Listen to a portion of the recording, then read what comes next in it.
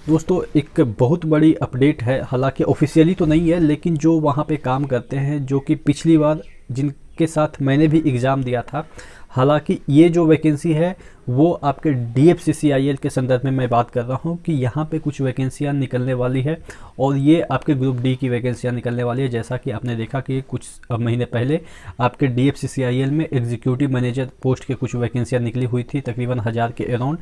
तो यहाँ पे ग्रुप डी की वैकेंसियाँ निकलने वाली है, कैप्टन की भी वैकेंसियाँ निकलने वाली है, लेकिन उसमें थोड़ा सा टाइम लगेगा। लेकिन आपके जो ग्रुप डी की है वो वैकेंसियाँ निकलने वाली है। तमाम चीज़ों के बारे में हम डिस्कस करेंगे कि इसमें जो वैकेंसियाँ निकलती है वो कैसे निकलती है, कितनी निकलेगी और कौन लोग एलिजिबल होंगे, क्या पढ़नी चाहिए, तमाम चीज़ों पे हम डिस्कस करेंगे। क्योंकि पिछली बार मैंने तो नहीं दिया था, लेकिन हमारे दोस्त ने दिया था क्योंकि मैं एलिजिबल ही नहीं था। अगर आप DFCCIL के कोई भी एग्ज़ाम की तैयारी करना चाहते हैं तो टेक्स्ट बुक आपके लिए लाएगा हमेशा। जब भी कोई भी वैकेंसी आती है तो उसके लिए मॉक टेस्ट लाती है, और जो अभी भी निकली हुई है वैकेंसियाँ उसके लिए तो ऑलरेडी वहाँ पे चल रही है मॉक टेस्ट, या उस पर लाइव क्लासेस भी चलती है। तो आप नीचे डिस्क्रिप्शन बॉक्स में लिंक चेक कर लीजिएगा। यहाँ पे चीज़ें आपको 10% का डिस्काउंट मिल जाएगा अगर आप एक coupon code ER Manish use करते हैं, नीचे डिस्क्रिप्शन बॉक्स में दिया हुआ है। तो अगर आप DFCCIL में जो जैसे कि अपन लोग ग्रुप डी में की जॉब कर रहे हैं, तो उसी तरीके की वहाँ पे भी वैकेंसियाँ होती है, क्योंकि वो रेलवे का ही एक उपक्रम है। ठीक है, हालांकि वो लिमिटेड कंपनी है, लेकिन इसका मतलब ये नहीं कि आपकी जॉब इनसिक्योर है। लिमिटेड हो या कैसा भी हो, आपकी जॉब जो यहाँ पे रूल अप्लाई होते हैं RRB या RRC में जो रूल अप्लाई होते हैं वहाँ पे भी वही रूल अप्लाई होते हैं। इवन वहाँ पे जो तनख्वाह है वो आपके बढ़ जाते हैं, क्योंकि चीज़ें वहाँ पे आपके देखिए, रेलवे एक ऐसा विभाग है जहाँ पे आपको तो एक फिक्स मिलता ही है सैलरी, कि सपोज 20 या 22 जो भी आपके बेसिक है वो तो मिलेगा DA वगैरह लगा के, लेकिन यहाँ पे चीज़ें आप काम करते हैं उसके अकॉर्डिंग भी मिलती है। ठीक है, जैसे आपने नाइट ड्यूटी किया तो वो भी मिलेगा, आपने कोई 5 किलोमीटर दूर जाके काम किया तो वो भी मिलेगा, आप गाड़ी रखते हैं, गाड़ी का पेट्रोल का खर्चा भी मिलता है। तो यानी कि तमाम चीज़ें आपके काम के अकॉर्डिंग भी चीज़ें बढ़ती घटती रहती है। तो सैलरी यहाँ पे वेरिएशन होते रहता है महीने महीने में ही। इस महीने 26,000 आया तो हो सकता है अगले महीने 36,000 आएगा, हो सकता है अगले में उसके अगले महीने 22,000 आएगा। तो ये है कि इसमें थोड़ा सा वेरिएशन है। तो बात कर रहे थे कि जो देखिएगा, पिछली बार 2018 में ग्रुप डी की वैकेंसी आई थी। उस समय जब ग्रुप डी की वैकेंसी आई थी उसी के साथ में नोटिफिकेशन में आ गया था एग्जीक्यूटिव पोस्ट, जो कि अभी 1000 निकला हुआ है। तो इस बार एग्जीक्यूटिव पोस्ट तो आ गया, लेकिन ग्रुप डी नहीं आया। तो इसका मतलब ये है कि ग्रुप डी का जो सीटें हैं वो अभी कैलकुलेट हो रही है, जैसा कि मुझे बताया गया है।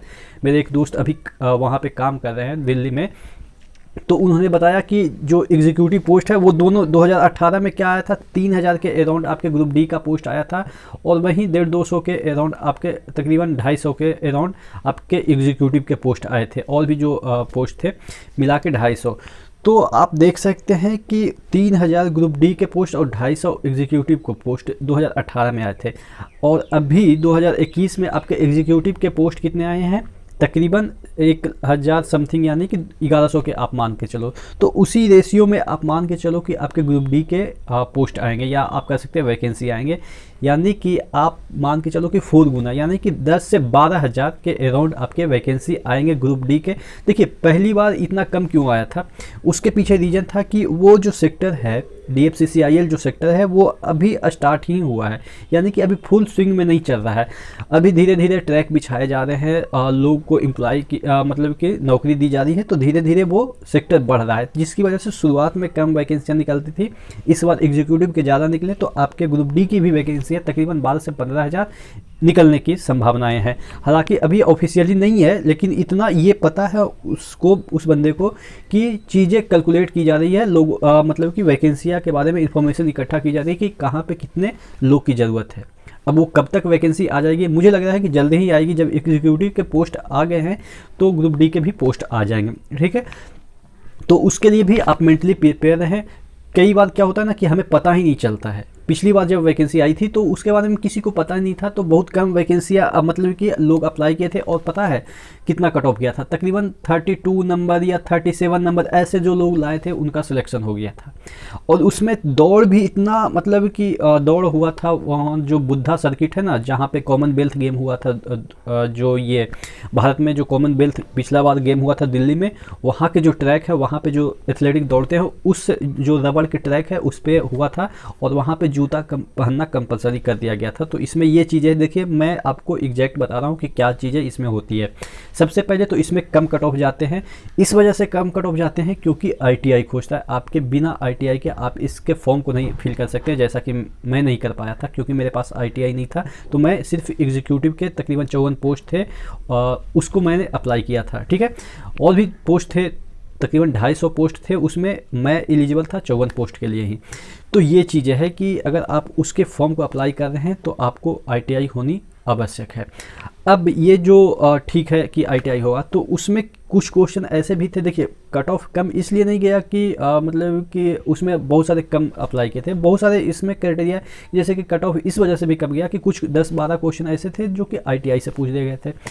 आपके 120 क्वेश्चन शायद थे, तो उसमें 30 से 40 क्वेश्चन, 30 क्वेश्चन के अराउंड आप मान के चलो, 30 या 20 क्वेश्चन के अराउंड, एवरेज 25 क्वेश्चन वो रेलवे से पूछ दिया था। रेलवे से यानी कि कौन सी गाड़ी कहाँ से कहाँ तक चलती है, रेलवे में इस बार कितना बजट दिया गया, रेलवे का जो बजट है कब से स्टार्ट हुआ था, कब ख़त्म कर दिया गया रेलवे के लिए स्पेशल बजट। तो यानी कि रेलवे DFCCIL के ऑफिस कहाँ पे है और उसका जो कॉरिडोर है वो कहाँ पे बन रहा है, ठीक है, इसके लिए कितना बजट अलॉट किया गया है। तो इन सभी क्वेश्चन को कभी कोई देखा नहीं था, इस वजह से कोई टच भी नहीं कर पाया, जिसकी वजह से ऑब्वियस से कट ऑफ कम गया। हालांकि इस बार थोड़ा सा ज़्यादा जाएगा, लेकिन उतना भी नहीं जाएगा कि बहुत चला जाएगा, क्योंकि ITI जैसे ही मांग लेता है तो बहुत सारे लोगों के पास ITI होता नहीं। जो बैंकिंग की तैयारी कर रहे होते हैं वो ITI में इन्वेस्ट नहीं करते हैं, या आप कह सकते हैं SSC की तैयारी कर रहे हैं वो ITI में इन्वेस्ट नहीं करते हैं। तो जिसकी वजह से, और जैसे ही वैकेंसी आती है रेंडमली भर देते हैं अगर ITI ना हो तो। जैसा कि इस बार हम लोग का सिलेक्शन उसी वजह से हुआ कि अगर ITI कर देता तो हम लोग का सिलेक्शन नहीं होता।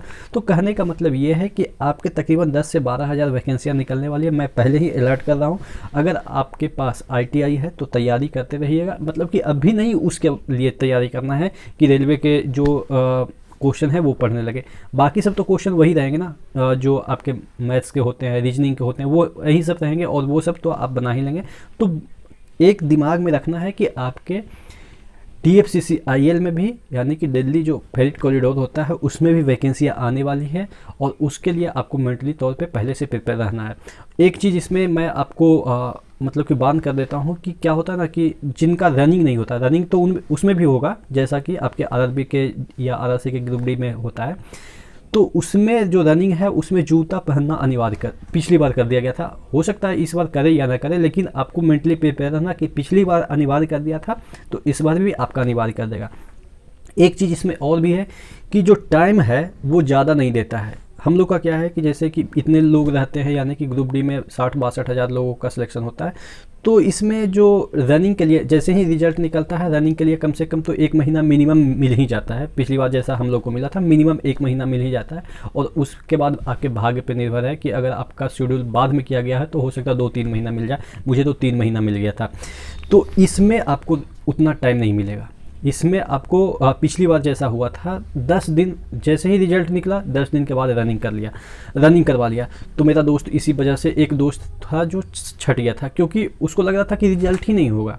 अब रिजल्ट नहीं होगा तो वो दौड़ना शुरू नहीं किया था, और जैसे ही रिजल्ट आया 10 दिन के बाद कॉलिंग कर लिया कि आपको दौड़ना है। अब 10 दिन में कैसे प्रैक्टिस कोई कर पाएगा?